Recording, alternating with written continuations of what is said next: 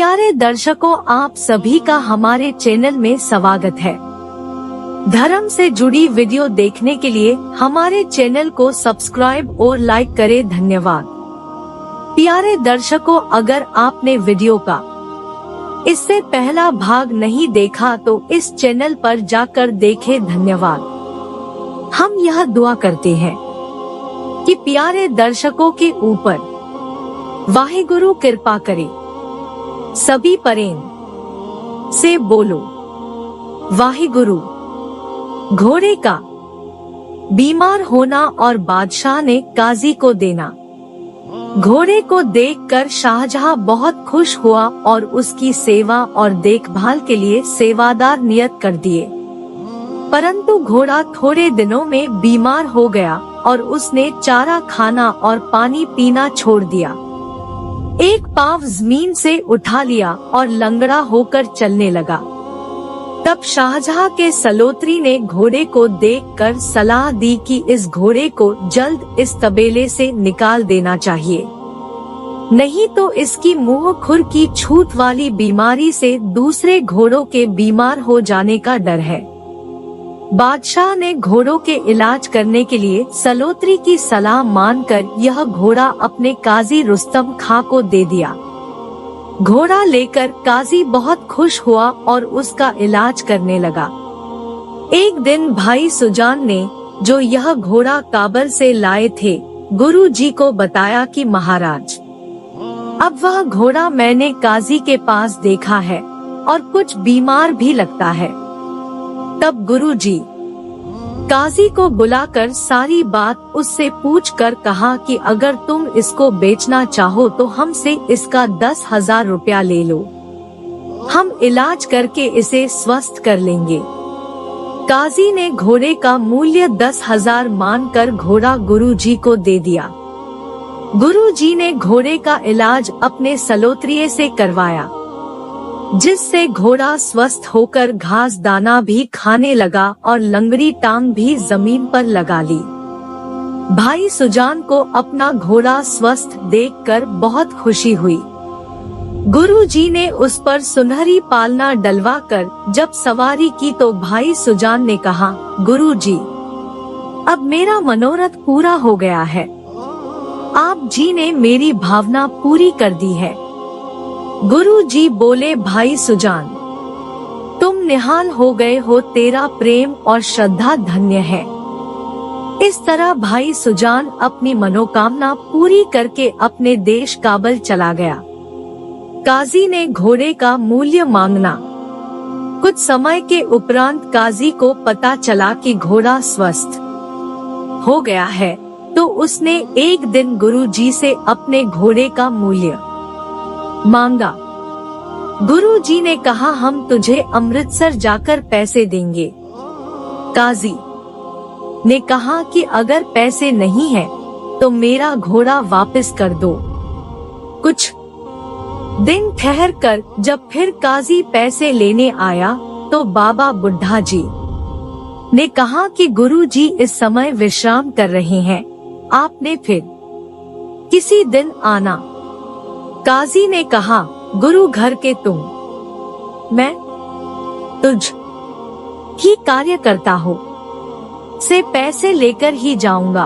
अगर नहीं दोगे तो मैं शाहजहां से बात करके तेरा दामाद बनकर तुझसे पैसे ले लूंगा। तब भाई बुढ़ा जी ने कहा, अगर गुरु जी ही तुम्हारे दामाद बन जाएंगे तो फिर तुम उनसे पैसे किस तरह लोगे? बाद में भाई बुढ़ा जी की बात सुनकर गुरुजी ने कहा कि बाबा जी, आपने हमें काजी का दामाद बनना कहकर श्राप क्यों दे दिया है? बुढ़ा जी ने कहा कि महाराज, मेरे वश में कुछ है। जैसे आपने कहलाया वैसे ही मैंने कहा है।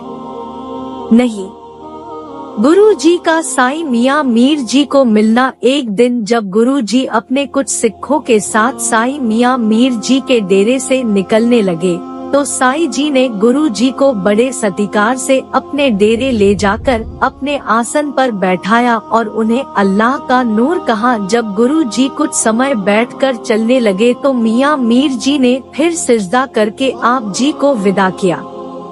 कौला ने गुरु जी की शरण आना। इस समय काजी रुस्तम खां की लड़की कौला भी साईं जी के पास और श्रद्धालुओं के साथ एक और बैठी गुरु जी के दर्शन कर रही थी। जब गुरु जी वहाँ से चले गए तो कौला ने मीर जी को पूछा कि आप जी ने इनको अल्लाह का नूर किस तरह कहा है। पीर जी ने कहा कि बेटी, यह वली अल्लाह गुरु नानक जी की गद्दी नशीन है और इनका निवास स्थान अमृतसर है। यह बहुत शक्ति के मालिक है। इस प्रकार की महिमा सुनकर कौला को गुरु घर पर बहुत श्रद्धा हो गई।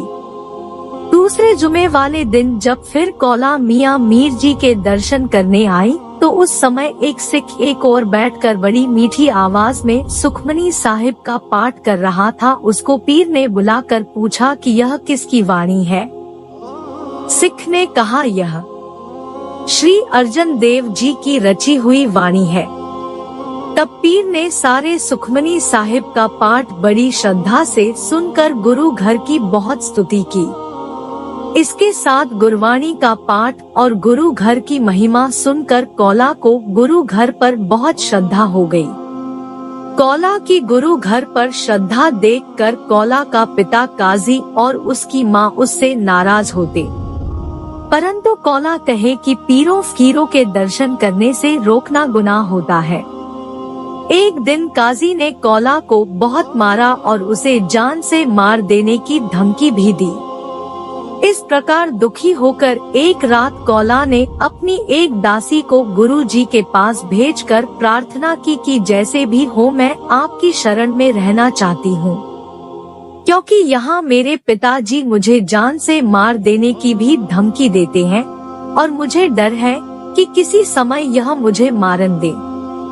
गुरु जी ने इसके उत्तर में दासी को कहा कि कल आधी रात के समय कौला को कहना कि जब हमारे घोड़े के पैरों की आवाज सुने तो तत्काल हमारे पास आ जाए। यह वचन करके गुरु जी ने बाबा बुड्ढा जी आदि सिखों को पहले ही अमृतसर भेज दिया और आप धारी से अकेले ही बैठकर वारे सुनते रहे। तदुपरांत जब आधी रात बीत गई तो गुरु जी घोड़ सवार होकर काजी के घर के पास गए। कौला जो पहले ही तैयार होकर प्रतीक्षा कर रही थी वह जल्द ही गुरु जी के पास आ गई। गुरु जी ने उसको अपने पीछे घोड़े पर बैठा लिया। घोड़े को तेज दौड़ाकर भाई जेठा आदि सिखों को रास्ते में जा मिले। इस तरह रात ही रात चलकर गुरु जी गुरुसर सतलानी के मकाम पर पहुंच गए। वहां विश्राम और स्नान करके कौला को एक डोले में बैठाकर अमृतसर पहुंच गए। जब इस बात का माता जी को पता चला तो वे बहुत नाराज हुए और कहा कि यह आपने अनुचित बात की है, अपनी ऊंची कुल और बड़ों का विचार नहीं किया। माता जी के यह वचन सुनकर गुरु जी चुप रहे और कौला को अपने महलों से दूर जल्दी ही एक अलग मकान तैयार कराकर वहां निवास करवा दिया। यह निवास स्थान कौलसर सरोवर की दक्षिण दिशा भाई कौला का स्थान प्रसिद्ध है। अगला भाग देखने के लिए चैनल को सब्सक्राइब और लाइक करें। धन्यवाद।